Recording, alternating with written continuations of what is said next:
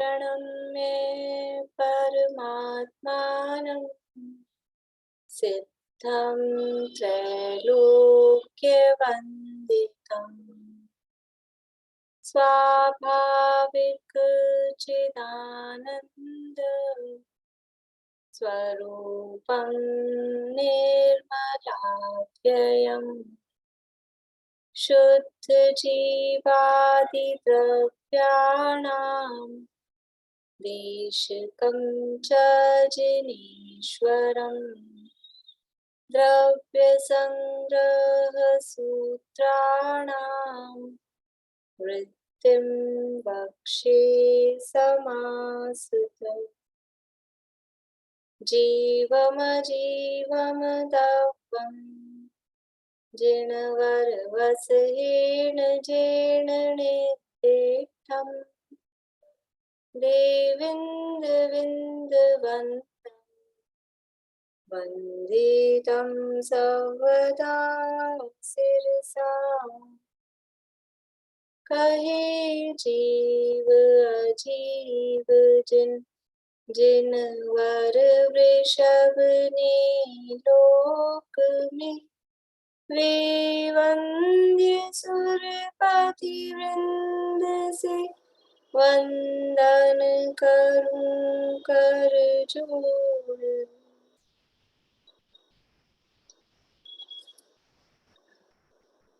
गाथाएं कौन बोल रहे हैं?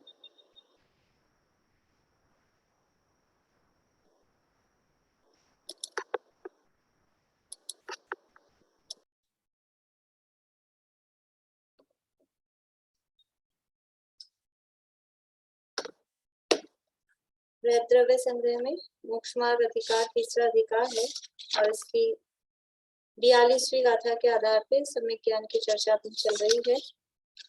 गाथा का पाठ करेंगे एक बार। संशय विमोह विभम विवज्यम अपरसरूपस्स गहनं सम्मन्नानं सायारमणेयभेयं तु। आत्मा और पर पदार्थों के स्वरूप को संशय विमोह और विभ्रम से रहित जानना वह सम्यक ज्ञान है। वह साकार और अनेक भेदों वाला है। ये गाथा में जो बात कही वो सबकी चर्चा हुई और वो अनेक भेदों वाले की चर्चा करते हुए यहाँ अनेक भेद बताए, 5 प्रकार के बताए, फिर द्वादशांग और अंगबाय इस रूप में बताए। इसके बाद में ये व्यवहार सम्यक ज्ञान और निश्चय सम्यक ज्ञान अनुयोगों के रूप में बताए, 4 अनुयोग के रूप में, और व्यवहार और निश्चय। तो व्यवहार ज्ञान जो भेद रूप ज्ञान है, हे उपादेय का जो ज्ञान है वो व्यवहार सम्यक ज्ञान है। और निश्चय सम्यक ज्ञान क्या है? अपनी शुद्धात्मा का अनुभव है। और वो शुद्धात्मा का अनुभव स्वयं संवेदन ज्ञान वो किस तरह का है कि वो है ये 3 जो शल्य है, माया, मिथ्यात्व और निदान, इन 3 शल्यों से रहित जो अपने आत्मा का अनुभव है वो निश्चय सम्यक ज्ञान है। ये बात यहाँ पर कही। तो अब शिष्य आगे इस बात पे शंका कर रहा है, पेज नंबर 210 पे है। यहाँ उन्होंने कहा कि अपने आत्मा द्वारा अपना सम्यक निर्विकल्प रूप से वेदन, परिज्ञान, अनुभवन, ऐसा जो निर्विकल्प स्वसंवेदन ज्ञान वही निश्चय ज्ञान कहलाता है। यानी अपना जो निर्विकल्प स्वसंवेदन ज्ञान है वो निश्चय ज्ञान है। तो शिष्य शंका कर रहा है आगे। यहाँ शिष्य शंका करता है, उपरोक्त प्रकार से प्रारब्ध ग्रंथ में जो निर्विकल्प स्वसंवेदन ज्ञान कहा गया है वह घटित नहीं होता है। ये जो आप निर्विकल्प स्वसंवेदन ज्ञान कह रहे हो, प्रारब्ध ग्रंथ मतलब समय प्रारब्ध आदि वो प्रारब्ध कहे जाते हैं। समझ लीजिए जो भी अध्यात्म के ग्रंथ हैं, समय सार, प्रवचन सार आदि, उस आधार पे प्रारब्ध ग्रंथ में जो निर्विकल्प स्वसंवेदन ज्ञान कहा है, मतलब जो आत्मा का अनुभव होता है, स्वसंवेदन, स्व यानी शुद्धात्मा, उसका संवेदन, उसका अनुभव, वेदन, वो निर्विकल्प होता है। तो यहाँ ये जो अध्यात्म के जो समय सारादि ग्रंथ है, प्राकृत ग्रंथ हैं, उनमें जो निर्विकल्प स्व संवेदन ज्ञान कहा है वो ऐसे घटित नहीं होता है, वो नहीं लागू पड़ेगा। यहाँ जो आप कह रहे हो कि अपने आत्मा द्वारा अपना सम्यक निर्विकल्प रूप से वेदन अनुभवन, वो निश्चय ज्ञान है। तो वो निश्चय ज्ञान जो आप निर्विकल्प कह रहे हो, वो निर्विकल्प बात लागू नहीं पड़ेगी। किस लिए घटित नहीं होगा? अब ये जो आप, यानी सामने वाला क्या कह रहा है कि आप जो ज्ञान को यहाँ निर्विकल्प, निश्चय ज्ञान किसे कह रहे हो? निर्विकल्प स्व संवेदन ज्ञान को निश्चय ज्ञान कह रहे हो। तो वो कह रहा है कि ज्ञान निर्विकल्प नहीं हो सकता है। जो आप निर्विकल्प स्व संवेदन को निश्चय ज्ञान कह रहे हो, वो लागू ही नहीं पड़ेगा। कैसे नहीं लागू पड़ेगा? तो आगे कह रहे हैं किस लिए घटित नहीं होगा। यदि ऐसा कहा जाए तो कारण बतलाते हैं। जिस प्रकार जैन मत में सत्तावलोकन रूप चक्षु आदि दर्शन निर्विकल्प कहलाता है। जैन धर्म में निर्विकल्प तो किसको कहते हैं? दर्शन को कहते हैं। जैन मत में सत्तावलोकन रूप चक्षु आदि दर्शन, सत्तावलोकन मतलब जो केवल पदार्थों की सत्ता मात्र को ग्रहण करता है, उसमें भेद करके नहीं जानता है, बस पदार्थ है ऐसा जो ग्रहण करता है, वो निर्विकल्प जो ज्ञान है वो कहलाता है, निर्विकल्प जो दर्शन है वो निर्विकल्प कहलाता है। तो जिस प्रकार जैन मत में सत्तावलोकन रूप चक्षु आदि दर्शन निर्विकल्प कहलाता है, उसी प्रकार बौद्ध मत में ज्ञान निर्विकल्प कहलाता है। ये जो आप ज्ञान को निर्विकल्प कह रहे हो, ये तो बौद्ध मत में ज्ञान को निर्विकल्प कहते हैं। देखो बौद्ध मत में क्या है ज्ञान को निर्विकल्प कहना। एक बार एक लाइन और पढ़ती हूँ, फिर उसके बाद अपन चर्चा करते हैं।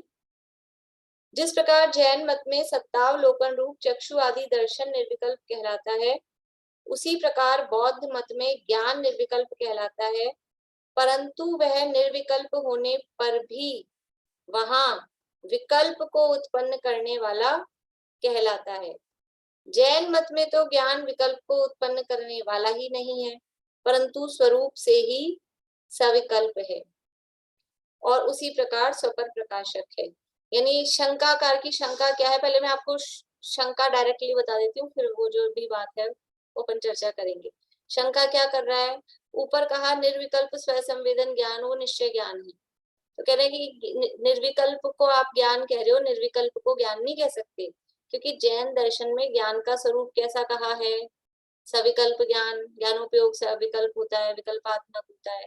तो ये आपकी बस इतनी सी बात है, जो पूरा प्रश्न है ना, उस प्रश्न में यही बात है कि आप यहाँ ऊपर कह रहे हो निर्विकल्प स्व संवेदन ज्ञान निश्चय ज्ञान है, और जैन धर्म में तो ज्ञान को ही क्या कहा है? ज्ञान को, ज्ञान सविकल्प ही होता है, निर्विकल्प होता ही नहीं है। इसलिए ये जो आप निर्विकल्प कह रहे हो वो नहीं बनेगा। अब वो उसके लिए तर्क क्या दे रहा है? तो वो बौद्ध मत का यहाँ पर दार्शनिक यहाँ प्रस्तुत कर रहा है, दार्शनिक मत, कि जैन दर्शन में निर्विकल्प कौन है? जैन दर्शन में निर्विकल्प कहा जाता है दर्शनोपयोग। दर्शन है, दो गुण है, चैतन्य दो प्रकार का, यानी चैतन्य जो गुण है वो एक ज्ञान रूप है, ज्ञान चेतना रूप, और एक दर्शन चेतना, या फिर ज्ञानोपयोग रूप और दर्शनोपयोग रूप, ये उपयोग गुण है।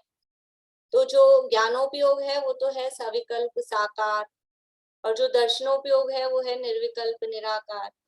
तो दर्शनोपयोग निर्विकल्प निराकार है, मतलब सत्ता मात्र को ग्रहण करता है, वो कोई भेद करके नहीं जानता, कोई निर्णय रूप से नहीं जानता है, बस वस्तु है ऐसा जानता है। वो कहने में आ रहा है वो देखता है कहो, पर वो भी वो ग्रहण करता है, वो जो भी चीज जैसा भी ग्रहण कर रहा है दर्शनोपयोग, वो भेद करके नहीं, बस है इतना मात्र। तो जैन दर्शन में तो जो दर्शन है वो निर्विकल्प कहलाता है, सत्तावलोकन रूप जो दर्शन है वो निर्विकल्प कहलाता है। और बौद्ध मत में क्या मानते हैं? बौद्ध जो होते हैं, बौद्ध ऐसा मानते हैं कि ज्ञान भी निर्विकल्प होता है, वो ज्ञान को निर्विकल्प मानते हैं। मतलब ज्ञान में, यानी किस तरह से मानते हैं कि जो फर्स्ट सबसे पहले जो ज्ञान हुआ, इस तरह की उनकी मान्यता होती है। यद्यपि अपने को बौद्धों की ज्यादा मतलब डिटेल में नहीं पता, लेकिन इतनी सी थोड़ी सी समझ लो पता करी है इस प्रकरण के लिए, कि वो क्या मानते हैं कि जो भी फर्स्ट ज्ञान हुआ, फर्स्ट ज्ञान मतलब किसी भी वस्तु के संबंध में जो पहला ज्ञान हुआ, वो निर्विकल्प होता है। निर्विकल्प होता है का मतलब है कि वो निर्णय रूप नहीं होता है। जो पहला ज्ञान होता है, प्रथम जो ज्ञान है, वो निर्विकल्प होता है, निर्णय रूप नहीं होता है। और फिर क्या होता है, परंतु वह निर्विकल्प होने पर भी वह वहां विकल्प को उत्पन्न करने वाला कहलाता है। मतलब क्या, कि पहला जो ज्ञान हो रहा है वो तो कोई निर्णय करने वाला नहीं है, उससे तो कुछ निर्णय नहीं होता है। लेकिन उसके बाद में जो सेकंड ज्ञान हो रहा है, थर्ड ज्ञान हो रहा है, वो सेकंड और थर्ड ज्ञान वो निर्णय करने वाले होते हैं। तो वो निर्णय किस कारण से कर रहे हैं, कि ये जो पहला ज्ञान हुआ था ना, इसके आधार पर ये जो दूसरा ज्ञान हुआ है वो निर्णय कर पा, क्योंकि ये दूसरा, इसको दूसरा कहा ही कब, फिर पहला हो गया उसके बाद ही इसको दूसरा नंबर मिला ना, नहीं तो फिर ये भी पहला हो जाता। और जो पहला ज्ञान होता है वो तो निर्विकल्प होता है। बौद्धों की मान्यता है, अपने नहीं है ऐसा, बौद्धों की ऐसी मान्यता है कि जो कोई पहला ज्ञान होता है वो निर्विकल्प होता है, अनिर्णय रूप होता है। और उसके बाद में जो दूसरा ज्ञान हुआ, तीसरा ज्ञान हुआ, वो निर्णय रूप होते हैं। तो ये जो पहला ज्ञान है ये निर्विकल्प है। ज्ञान निर्विकल्प होने पर भी विकल्प को उत्पन्न करने वाला कहा गया है। मतलब इसके बाद जो दूसरा ज्ञान हुआ, तो इसके निमित्त से ये जो दूसरा ज्ञान हुआ था, इसमें ये विकल्पात्मक हुआ। ये खुद तो था निर्विकल्प रूप, लेकिन इसका निमित्त पाकर जो अगला हुआ वो विकल्प रूप हो गया। तो स्वयं निर्विकल्प मानते हैं ज्ञान को वो बौद्ध, लेकिन वो ज्ञान निर्विकल्प होने पर भी विकल्प को उत्पन्न करने वाला हो रहा है, क्योंकि उसके आधार से जो अगला ज्ञान हुआ, फिर अगला ज्ञान हुआ, वो निर्णय रूप होता है, वो विकल्प रूप होता है। ऐसा वो बौद्ध मानते हैं। क्योंकि देखो, सर्वथा कुछ मानने में चलता ही नहीं है, काम ही नहीं चलेगा। सर्वथा यदि निर्विकल्प मान लेंगे तो भी काम नहीं चलेगा, सर्वथा यदि सविकल्प मान लेंगे तो भी काम नहीं चलेगा। तो कुछ ना कुछ रास्ते निकाल के तो मानना ही पड़ेगा। जैसे वो सर्वथा क्षणिक भी मानते हैं ना, तो काम तो चलता नहीं है, तो फिर वो कुछ संस्कार मानते हैं, कुछ ना कुछ करना पड़ता है, क्योंकि वस्तु तो नष्ट हो गई, क्षणिक हो गई। अब फिर वो दिखता तो है कि काम तो हो रहे हैं बराबर, सर्वथा नष्ट हो गई होती तो उसी वस्तु में कैसे आगे काम होता। तो फिर वो कुछ ना कुछ दूसरी दूसरी बातें रख के उसको मानते हैं।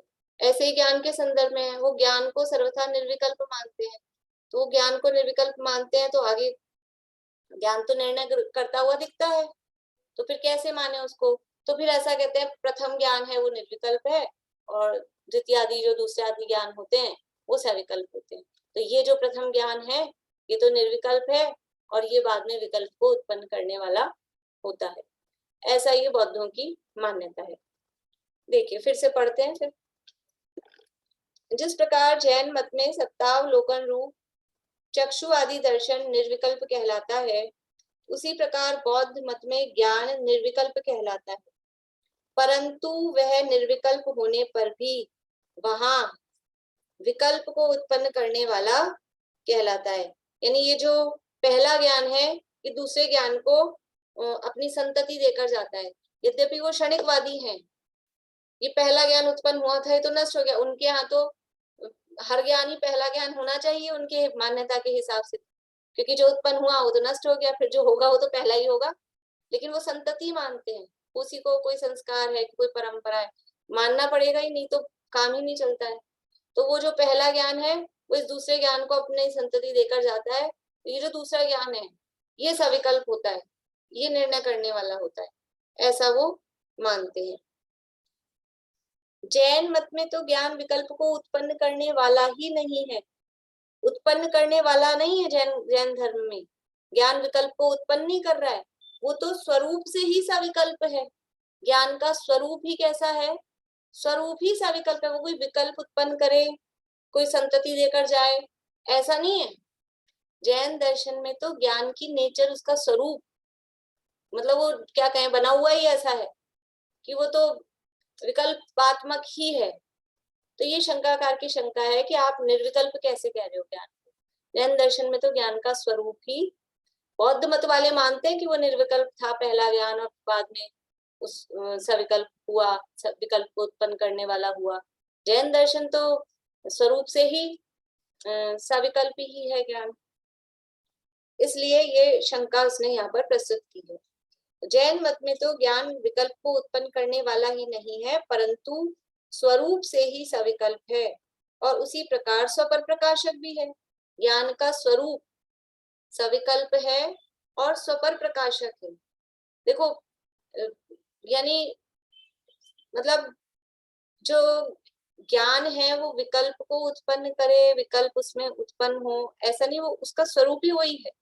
जैसे अग्नि उष्ण स्वरूप होती है, चीनी मिठास स्वरूप होती है, वो है, उसका स्वरूप ही यही है।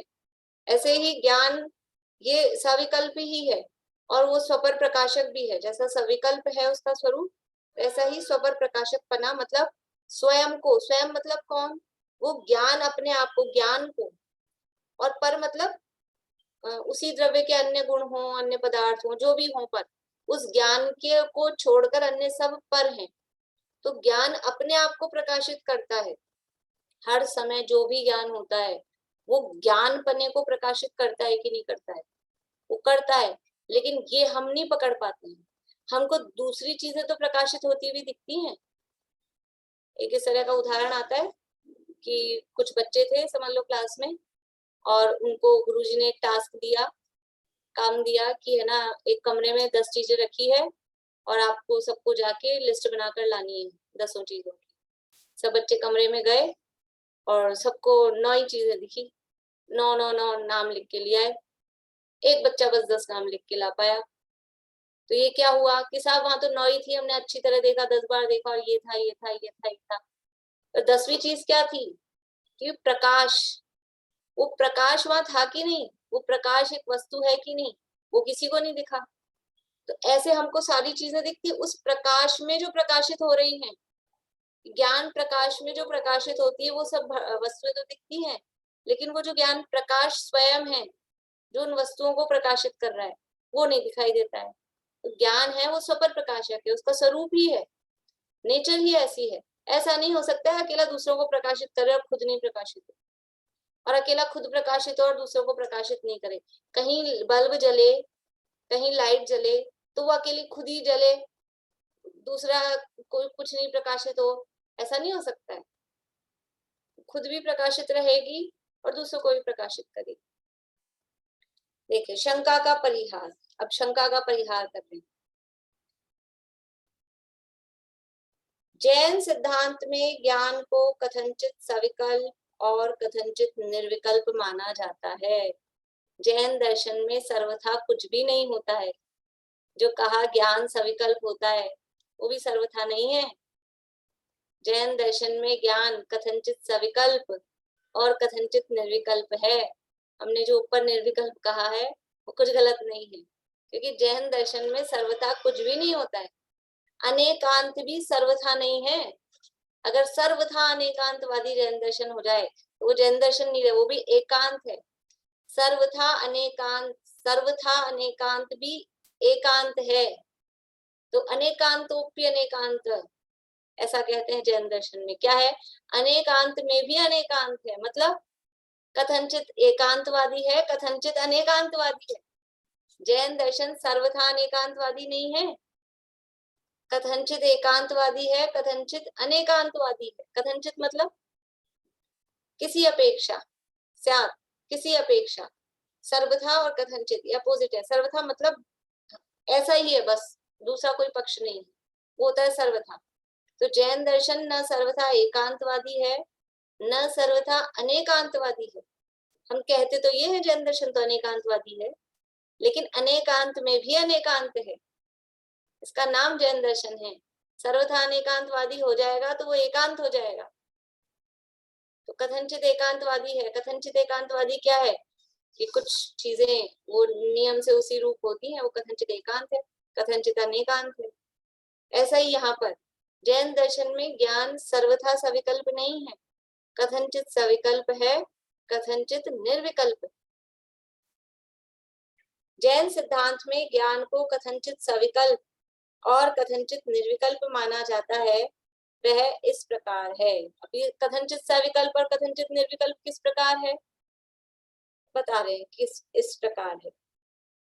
जिस प्रकार विषयानंद रूप जो संवेदन है वह राग के विकल्प रूप, राग संवेदन के विकल्प रूप होने से सविकल्प है।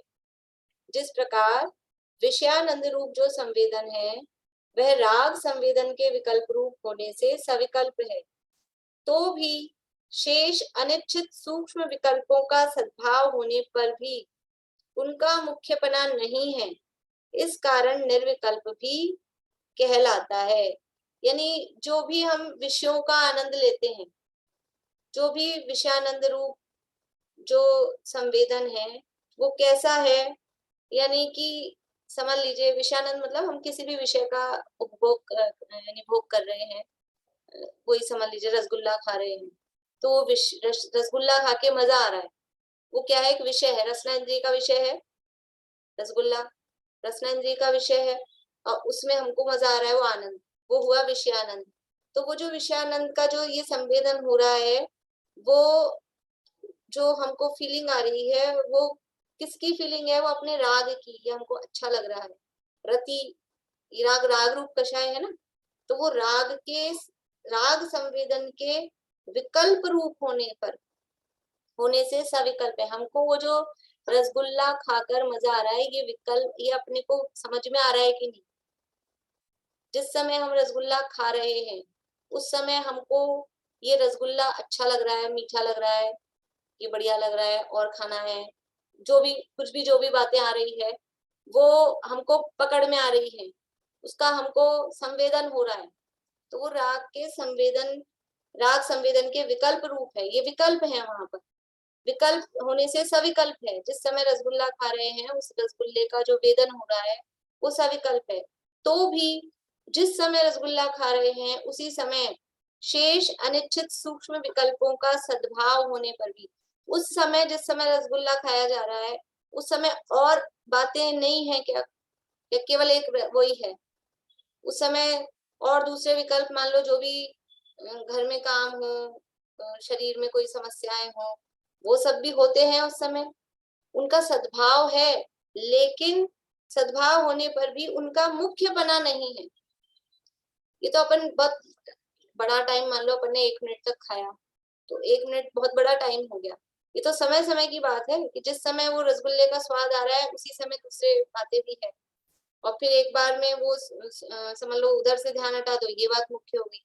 लेकिन जिस समय वो विषय का आनंद आ रहा है, रसगुल्ले का संवेदन हो रहा है, वो सविकल्प है, वो हमको पकड़ में आ रहा है, इसको अपन समझ लो अपना जो परिचित शब्द है हम बोलते हैं बुद्धिपूर्वक, बुद्धिपूर्वक अपने को क्या समझ में आ रहा है उस समय कि हाँ मीठा रसगुल्ला खा रहे, उस समय बुद्धिपूर्वक मीठे रस का हमको वेदन हो रहा है जिस समय हम रसगुल्ला खा रहे हैं। लेकिन उसी समय ये जो अनिश्चित सूक्ष्म विकल्प लिखा ना, मतलब अबुद्धिपूर्वक जो अपने पकड़ में नहीं आ रहे हैं, सबकॉन्शियस माइंड कहो, साइलेंटली कहो, गौण रूप से कहो, और दूसरी बातें भी है कि नहीं, मान लो उसी समय कोई उंगली में कट लग गया था तो वो उसका दर्द वो भी था, सिर दुख रहा है, पेट दुख रहा है, कमर दुख रही है, या और कोई घर में समझ लो दूसरी बातें हुई है, खुशी की हो दुख की हो कोई सी भी हो, वो सब भी है, वो सब भी दिमाग में है कि नहीं, वो सब भी है, लेकिन अभी वो मुख्य नहीं है। जिस समय रसगुल्ला खाया जा रहा है उस समय वो रसगुल्ले के मीठा स्वाद वो बुद्धिपूर्वक पकड़ में आ रहा है, उसको वो कहा जा रहा है सविकल्प। लेकिन उसी समय अन्य दूसरे जो भी बातें हैं, अन्य दूसरे जो भी विकल्प हैं, वो गौण रूप से वहां सद्भाव है, सद्भाव है, लेकिन अभी वो मुख्य नहीं है, इसलिए वो शेष अनिश्चित सूक्ष्म विकल्पों का सद्भाव होने पर भी उनका मुख्यपना नहीं है, इस कारण निर्विकल्प कहलाता है।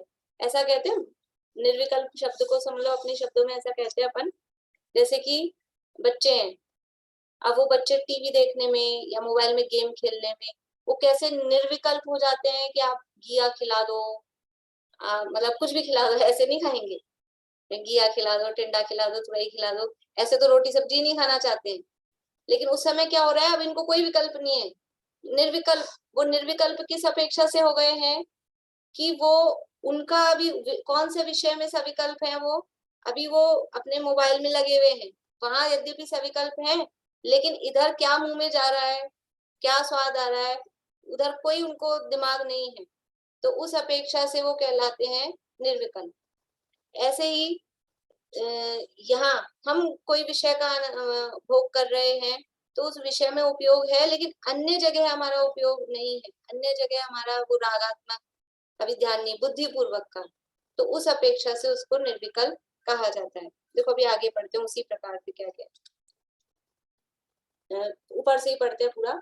जिस प्रकार विषयानंद रूप जो संवेदन है वह राग संवेदन के विकल्प रूप होने से सविकल्प है, तो भी शेष अनिश्चित सूक्ष्म विकल्पों का सद्भाव होने पर भी उनका मुख्यपना नहीं है, इस कारण निर्विकल्प भी कहलाता है।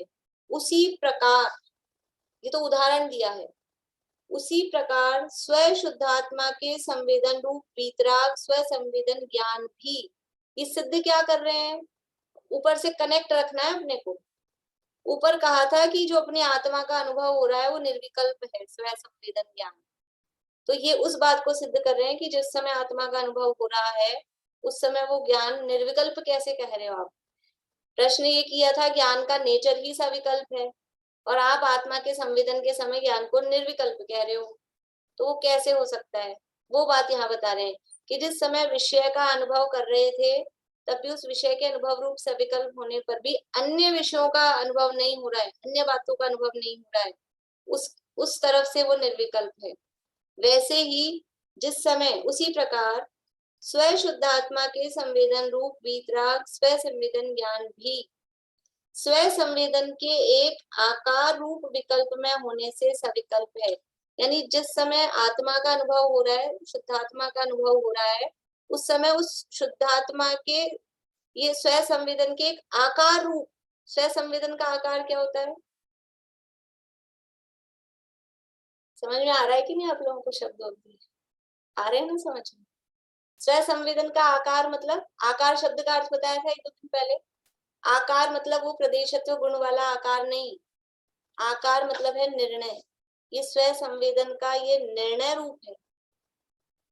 स्व शुद्धात्मा के संवेदन रूप वीतराग स्व संवेदन भी स्व संवेदन के एक आकार रूप, स्व संवेदन का क्या आकार होगा, तो आकार का अर्थ यहाँ जब भी ये उपयोग का मतलब ये जब ये वाला दर्शनोपयोग ज्ञानोपयोग रूप वर्णन हो, जब ये निर्विकल्प सविकल्प की चर्चा हो, तो यहाँ पर विकल्प कहो या आकार कहो, साकार अनाकार कहो, तो वहां उसका अर्थ होगा निर्णय रूप। वहां आकार मतलब ये गोल चौकोर तिकोना ये वाला आकार नहीं, क्योंकि ये आकार तो केवल चक्षुन्द्रिय गम्य चीजों में बनते हैं।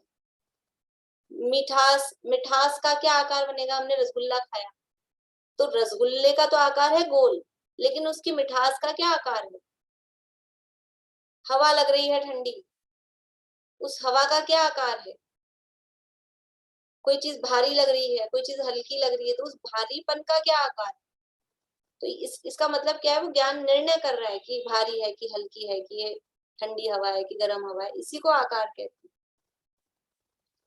यहाँ पर ये स्व संवेदन के एक आकार रूप विकल्प में होने से सविकल्प है, यानी जिस समय आत्मा का अनुभव हो रहा है उस समय भी उस यानी जीव को ये उस ज्ञान को ये स्व संवेदन रूप हूँ ऐसा वो निर्णय, ये मैं शुद्धात्मा हूँ ऐसा वो निर्णय रूप ज्ञान है, तो वो जो ये निर्णय रूप ज्ञान है उस अपेक्षा से तो वो ज्ञान सविकल्प ही है आत्मा के अनुभव के समय भी, क्योंकि वो निर्णय रूप ज्ञान है कि ये मैं शुद्धात्मा, ये मैं शुद्धात्मा हूँ ऐसा निर्णय है, तो उस निर्णय रूप से तो वो ज्ञान सविकल्प ही है। फिर से पढ़ती हूँ, उसी प्रकार स्व शुद्धात्मा के संवेदन रूप वीतराग स्व संवेदन ज्ञान भी स्व संवेदन के एक आकार रूप विकल्प में होने से सविकल्प है, तो भी अब जब सविकल्प है तो फिर आप निर्विकल्प स्व संवेदन ज्ञान कैसे कह रहे हो, किस अपेक्षा से निर्विकल्प कहा जा रहा है, तो भी बाह्य विषयों के अनिश्चित सूक्ष्म विकल्पों का सद्भाव होने पर भी उनका मुख्यपना न होने से निर्विकल्प भी कहलाता है। बाह्य विषयों के अनिश्चित सूक्ष्म विकल्प मतलब जो अन्य दूसरे विषय हैं, स्पर्श, जिस समय आत्मा का अनुभव कर रहा है कोई जीव बैठा है ध्यान में, तो उस समय क्या ठंडी हवा चल रही हो, मान लो पंखा नहीं भी हो, मुनिराज बैठे हैं जंगल में, तो वहां हवा तो कुछ ना कुछ तो होगी, थोड़ी बहुत ठंडी गर्म कोई सी हवा होगी, कोई आवाजें होगी, समझ लीजिए, और दूसरे इंद्रियों के कोई गंध सुगंध दुर्गंध कुछ इस तरह का वातावरण में होगा, तो वो सारे विषय भी, उन सब का सद्भाव, वो ठंडी हवा उनको टच हो रही होगी कि नहीं शरीर पे, वो सब विषयों का सद्भाव होने पर भी बाह्य विषयों के अनिच्छित, अनिच्छित मतलब वो चाहते नहीं है बुद्धिपूर्वक कोई विषय, बुद्धिपूर्वक उपयोग कहाँ जुड़ा हुआ है, बुद्धिपूर्वक तो आत्मा में, वो तो इच्छित है। और ये सब क्या है बाहर में, और जो कुछ भी हो रहा है, शेर आके खा रहा है, किसी ने गर्म लोहे के आभूषण पहना दिए हैं, ये सब है अनिच्छित सूक्ष्म विकल्प का सद्भाव होने पर भी उनका मुख्यपना न होने से वो निर्विकल्प कहलाते हैं। उधर अगर उपयोग चला गया तो वो निर्विकल्प नहीं, फिर निर्विकल्प ध्यान कहाँ रहेगा। सात्विक गुणस्थान से ऊपर निर्विकल्प शुद्धोपयोग की दशा है, तो निर्विकल्प शुद्धोपयोग कैसे कहा जा रहा है। अभी नवाध्याय चलेगा ना, जो शुक्ल ध्यान का प्रकरण चलेगा, तो आप लोगों ने तो पहले पढ़ा है, कुछ लोगों ने तो।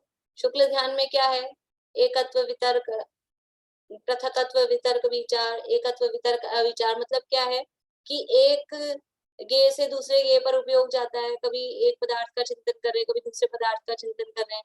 तो आप तो कह रहे हो निर्विकल्प है सातवें गुणस्थान से ऊपर, और वो आठवें गुणस्थान में शुक्ल ध्यान हो रहा है, तो उपयोग कभी किसी के बारे में विचार कर रहा है, कभी द्रव्य के बारे में, कभी गुण के बारे में, तो ये तो विकल्प चल रहे हैं। तो विकल्प है कि निर्विकल्प है, कि वो जो विकल्प है वो है अनिच्छित, अनिच्छित सूक्ष्म विकल्प, मतलब अबुद्धिपूर्वक है। वो दिमाग बुद्धि मतलब उपयोग उनका वहां नहीं है, उपयोग तो एक शुद्धात्मा में ही है लीन, वो ही है, उसी का निर्णय पूर्वक वो सविकल्प है।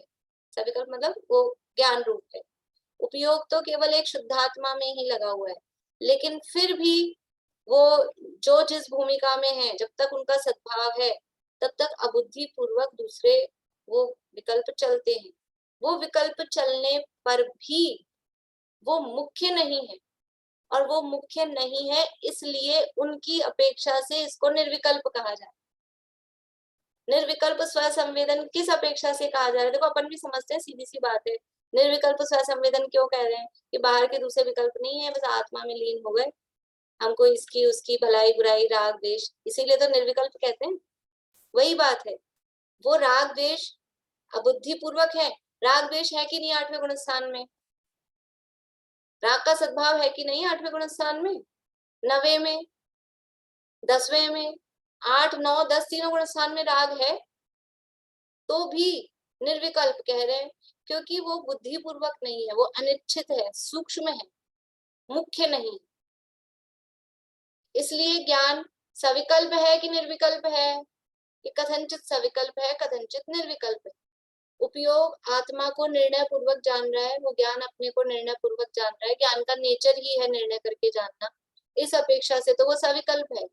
लेकिन जो दूसरे राग आदि का सद्भाव है, वो राग आदि का सद्भाव वो मुख्य नहीं है, वो मुख्य नहीं है, लेकिन वो है, होने पर भी मुख्य नहीं है, इसलिए उसकी अपेक्षा से निर्विकल्प। तो जैन दर्शन में ज्ञान कथनचित निर्विकल्प है, कथनचित सविकल्प। देखो फिर से मैं पीछे से वापस पढ़ रही हूँ, 210 पेज की चौथी लाइन नीचे से, बोले नीलम भाभी।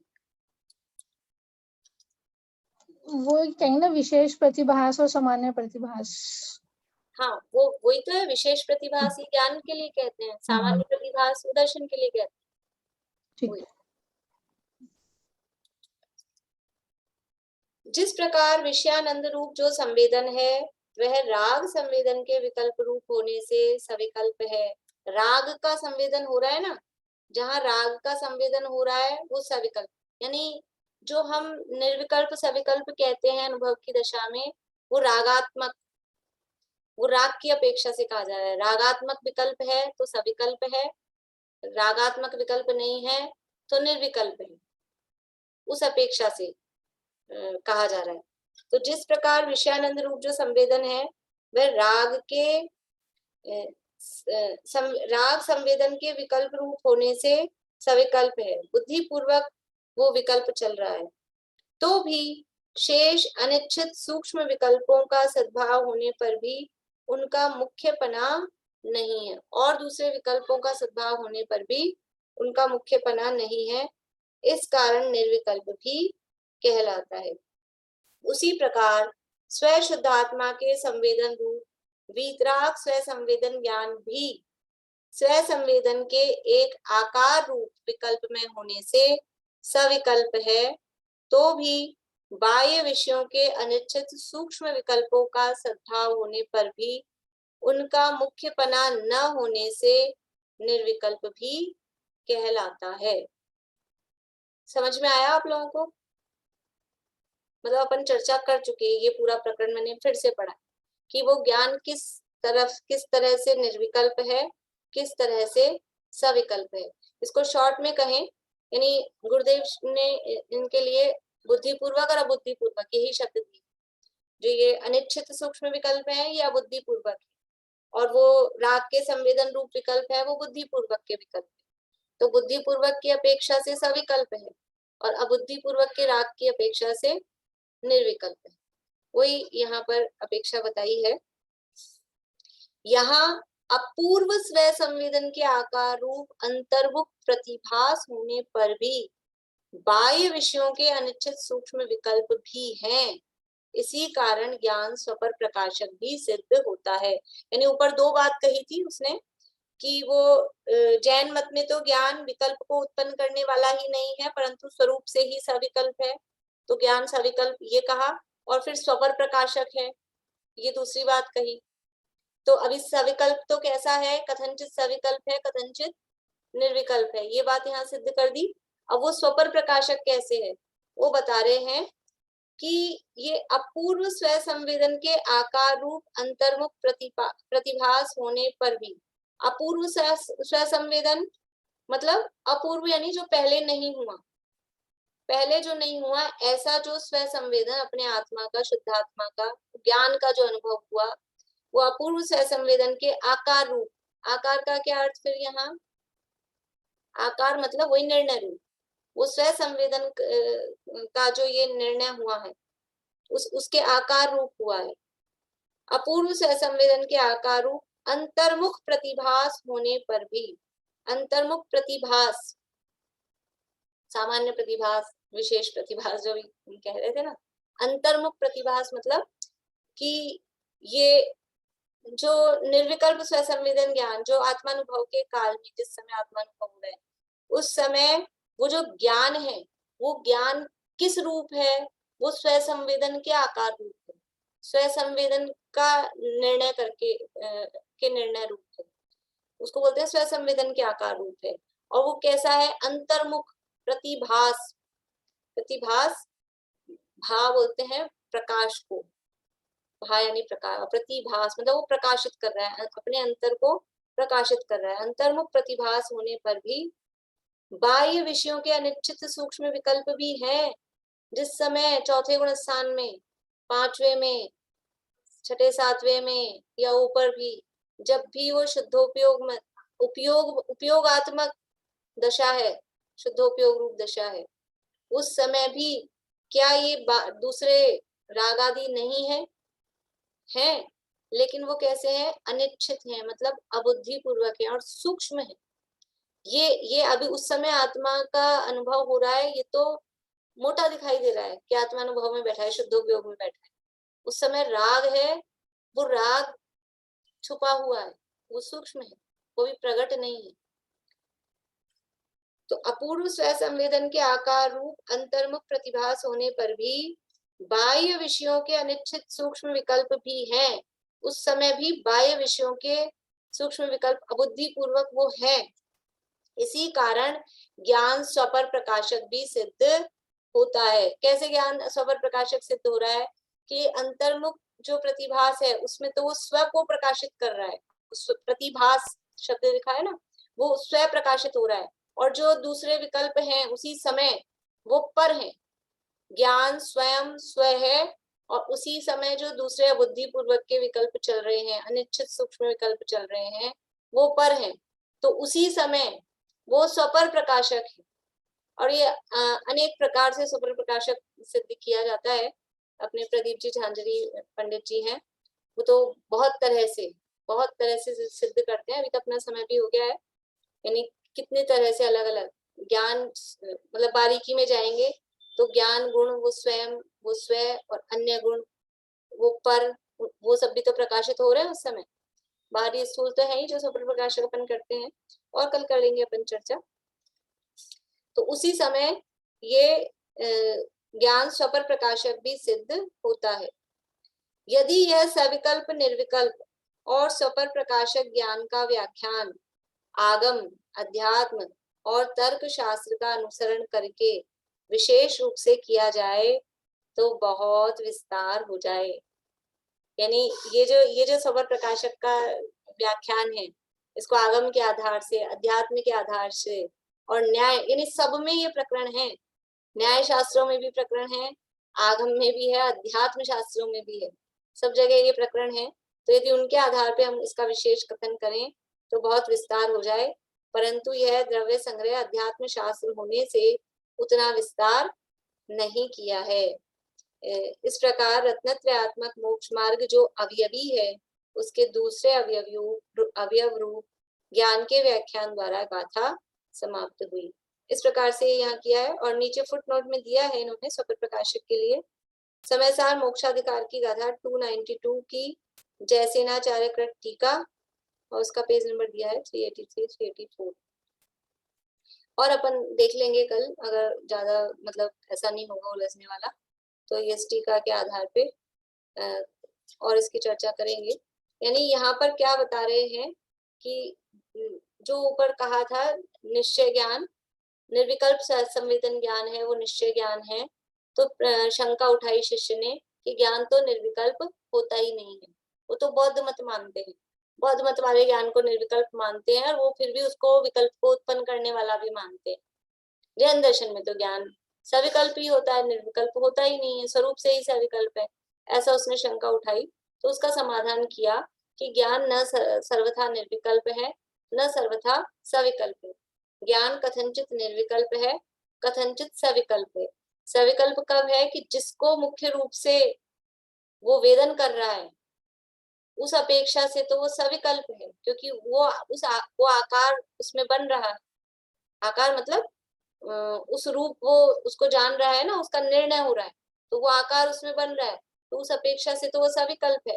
लेकिन उसी समय सूक्ष्म विकल्प दूसरे हैं, अनिश्चित सूक्ष्म विकल्प उसी समय वहां मौजूद हैं, तो उस अपेक्षा से वो ज्ञान निर्विकल्प कहा जाता है। तो इस तरह से ज्ञान कथनचित सविकल्प, कथनचित निर्विकल्प, और ये जो कथनचित सविकल्प और कथनचित निर्विकल्प है, इसी अपेक्षा से वो स्वपर प्रकाशक भी सिद्ध होता है कि वो अपने आप को प्रकाशित कर रहा है, स्वयं को जान रहा है, तो वो स्व प्रकाशक है। और उसी समय जो दूसरे अबुद्धि पूर्वक जो है, उन सबको भी वो प्रकाशित करता है, तो पर प्रकाशक। इस तरह से ज्ञान कथनचित सविकल्प, कथनचित निर्विकल्प और स्वपर प्रकाशक सिद्ध होता है। और विस्तार से जानना हो तो इन्होंने कह दिया है कि वहां से इसको फिर जाने। अभी आपको किसी को कुछ पूछना हो तो पूछिए, नहीं तो फिर अपन और शेष चर्चा फिर कल करेंगे। समझ में बोले निशान? ये आपने एक लाइन बोली कि अनेकांत भी सर्वथा नहीं है, अनेकांत में भी एकांत है, ऐसा बोला क्या? अनेकांत में अनेकांत, अनेकांत में भी अनेकांत। आज की चर्चा बहुत ज्यादा अच्छी है। इसमें जो ये एक ही समय में हम अपने ऊपर भी घटित कर सकते हैं, बहुत बार उपयोग एक जगह लग जाता है, कई बार पैर में चोट लग जाती है, कुछ काम कर रहे हैं, बाद में देखते हैं अरे खून आ गया, पता ही नहीं चला मेरे को तो कब लग गई मेरे। यानी हम केवल आत्मानुभव के समय ही निर्विकल्प नहीं होते, निर्विकल्पता का अभ्यास भी हमको है। हम ये विषयों को भोगते समय भी यदि निर्विकल्प नहीं होंगे तो वो अनुभव ही नहीं, मतलब वो विषयों का मजा ही नहीं आएगा। वो मजा ही जब आता है जब हम बाहर से दूसरे जो अनिश्चित हैं उनकी तरफ से निर्विकल्प हो जाते हैं, तभी वो विषयों का आनंद आता है। जो भी कुछ मजा आता है किसी भी विषय में, यदि वो उधर के विकल्प चल रहे हों तो इधर का मजा ही नहीं आता है। आप समझ कुछ भी चीज देख लो, चाहे अपन प्रवचन सुन रहे हो, अब हमने चालू कर दिया, अब घर में तो ऐसे होता है चला के बैठ गए और फिर कहीं कहीं दिमाग चल रहा है, तो वो क्या बात बोली है वो निकल गई है, क्योंकि हम हम उधर से निर्विकल्प नहीं थे, दूसरे बातें दिमाग में चल रही थी, हम कुछ खाने बैठे हैं तो वो स्वाद वैसा नहीं आता है। इसलिए आप देखिए पुराने जो लोग होते हैं बिल्कुल वो इसलिए मौन से भोजन, चुप रह के, कि स्वाद ही नहीं आएगा खाने का, बातें करते करते खाना खाओ तो। वो ठंडाई का उदाहरण भी बार-बार देते हैं ना हाँ। इसीलिए। तो जब तक ये दूसरी तरफ से जो अनिश्चित हैं, जो अबुद्धि पूर्वक के जो विकल्प हैं, उनकी तरफ से उपयोग नहीं हटता है, उनकी तरफ से निर्विकल्प नहीं होते हैं, तब तक जिस भी विषय में उपयोग है उसका आनंद नहीं आता है। तो ये निर्विकल्प होने का इस तरह, क्योंकि ज्ञान की नेचर ही ऐसी, और ऐसा अभ्यास हमको है, लेकिन अपने में निर्विकल्प होने का, अपने को जानने का वो अभ्यास नहीं, बस थोड़ा सा बदलाव करना है, अभ्यास तो है, थोड़ा सा चेंज करना है तो काम सरल हो जाए। चलिए चिन्वाणिस की करते हैं। अभी लिंक चालू है एग्जाम की, अब आप लोगों को जिनको भी देना दे सकते हैं।